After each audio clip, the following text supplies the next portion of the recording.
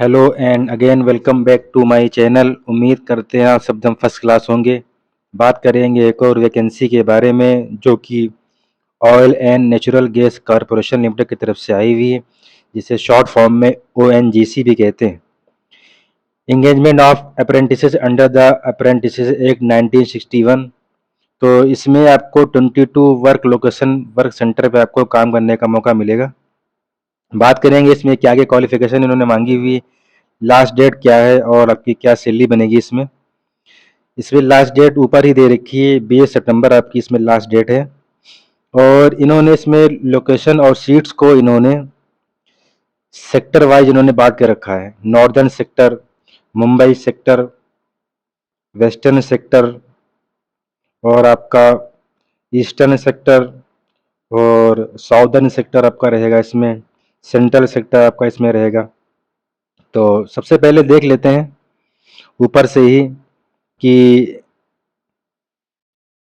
Northern sector में आपके देहरादून और दिल्ली और आपका इसमें जोधपुर है, जिसमें देहरादून के अंदर 114 वैकेंसी हैं, दिल्ली के अंदर 40 वैकेंसी हैं, जोधपुर में 5 वैकेंसी हैं। टोटल नॉर्दर्न सेक्टर में 159 वैकेंसी हैं। मुंबई सेक्टर के अंतर्गत मुंबई में 303 वैकेंसी, गोवा में 25 वैकेंसी, हजीरा में 45 वैकेंसी, उड़न में 63 वैकेंसी। टोटल मुंबई सेक्टर में 436 वैकेंसी। वेस्टर्न सेक्शन में कैम्बे में 71 वैकेंसी, वडोदरा में 112 वैकेंसी, अंकलेश्वर में 173 वैकेंसी, अहमदाबाद में 165 वैकेंसी, महसाना में 211 वैकेंसी। टोटल आपकी वेस्टर्न सेक्टर में 732 वैकेंसी रहेंगी, जो कि सबसे ज़्यादा वैकेंसी हैं इसी सेक्टर में। ईस्टर्न सेक्टर में आपके जोरहाट में आपकी 132 वैकेंसी, सिलचर में आपकी 71 वैकेंसी, नजीरा एंड शिवसागर में आपकी 390 वैकेंसी। टोटल आपकी ईस्टर्न सेक्टर में 593 वैकेंसी रहेंगी। साउदर्न सेक्टर में आपकी चेन्नई में 50 वैकेंसी और आपकी काकीनाड में 78 वैकेंसी, राजामुंद्री में आपकी 102 वैकेंसी, और आपकी करेकल में आपकी 148 वैकेंसी। टोटल आपकी साउदर्न में 378 वैकेंसी। सेंट्रल सेक्टर में आपकी अगरतला में 147 वैकेंसी, कोलकाता में 31 वैकेंसी, बोकारो में 24 वैकेंसी। टोटल आपकी सेंट्रल सेक्टर में आपकी 202 वैकेंसी और टोटल आपकी सारी सेक्टर में आपके 2500 वैकेंसी रहेंगी। इसमें इन्होंने नोट में दे रखा है कि कैंडिडेट एक सेक्टर में केवल एक ही वैकेंसी को अप्लाई कर सकता है। एज क्राइटेरिया इसमें दे रखा है, मिनिमम एज आपकी 18 साल और मैक्सिमम एज आपकी 24 ईयर्स। बाकी इन्होंने SC ST के लिए 5 साल का रिलेक्सेशन, OBC के लिए 3 साल का, PWD के लिए 10 साल का दे रखा है। क्वालिफिकेशन क्या मांगा हुआ इन्होंने, लाइब्रेरी नंबर 1 पे जब आएंगे, डी में नंबर 1 से जब आएंगे, नंबर 1 से लेकर के नंबर 4 तक की library assistant, cabin room डेसर, medical, housekeeper, इन सभी वैकेंसीज के लिए आपके पास केवल क्लास 10th भी है। यानी अगर आपके पास केवल हाई स्कूल है तो आप इन वैकेंसीज में, इन 4 वैकेंसी में आप अप्लाई कर सकते हैं। नंबर 5 पे ऑफिस असिस्टेंट में आपके पास 12th होना ज़रूरी है।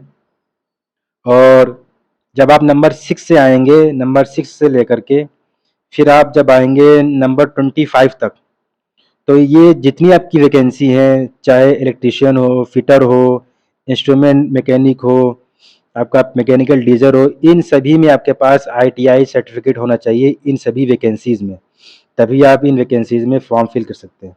जैसे आप देखेंगे नंबर 14 पे फायर सेफ्टी टेक्नीशियन, तो इसमें आपके पास ITI in fire and safety में आपके पास ITI सर्टिफिकेट होना ज़रूरी है। ऐसे ही इन सभी ट्रेड में आपके पास ITI सर्टिफिकेट होना ज़रूरी है।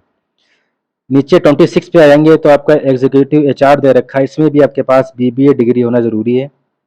अकाउंट एग्जीक्यूटिव में आपके पास बैचलर डिग्री होना ज़रूरी है कॉमर्स में। लेबोरेटरी असिस्टेंट में आपके पास BSc होना ज़रूरी है केमिस्ट्री में।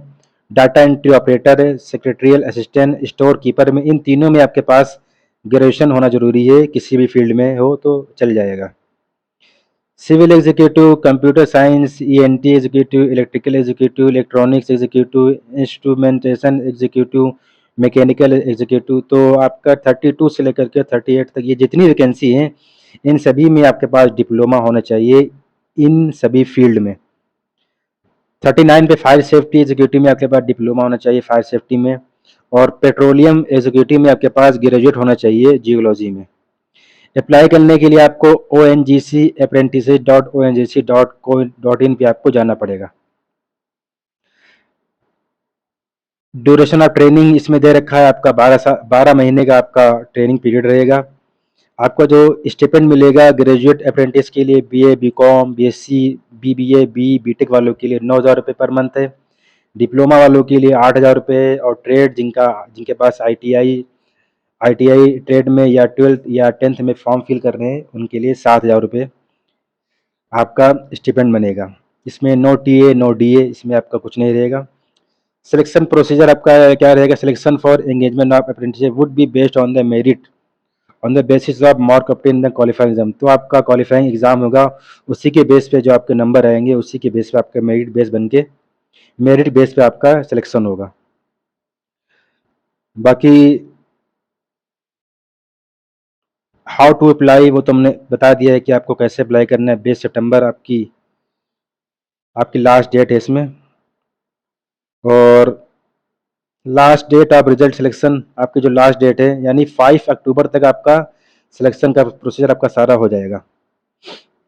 सिलेक्शन एंड ज्वाइनिंग, तो जो आपका ज्वाइनिंग लेटर जो भी आपका सिलेक्शन क्राइटेरिया होगा वो सब कुछ आपका ईमेल आईडी के जरिए और SMS के जरिए आप तक की आपके रजिस्टर्ड मोबाइल नंबर पे पहुंच जाएगा।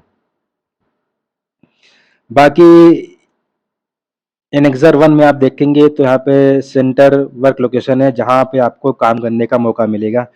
जैसे मुंबई में आपको नेम वर्क लोकेशन आपकी मुंबई है, तो इसमें आपको आपका जो स्टेट रहेगा वो महाराष्ट्र रहेगा, और महाराष्ट्र के अंदर जितने भी डिस्ट्रिक्ट हैं उन सभी डिस्ट्रिक्ट में आपको काम करने का मौका मिलेगा। ऐसे ही चेन्नई में है तो आपका तमिलनाडु और पौंडीचेरी रहेगा, इसके भी अभी सभी डिस्ट्रिक्ट में आपको काम करने का मौका मिलेगा। अगर आप अगरतला वाले 21 पे आएंगे तो अगरतला दे रखा है, इसमें आपका जो स्टेट है वो आपका त्रिपुरा है। इसमें आपको west Tripura, north Tripura, south Tripura, Dhalai, Gomati, Khowai, Sepahijala and Unakoti, इन सभी में आपको काम करने का मौका मिलेगा। तो काफ़ी अच्छी वैकेंसी आई हैं, इन सभी में आपको फॉर्म फिल करना चाहिए। Okay, thank you very much.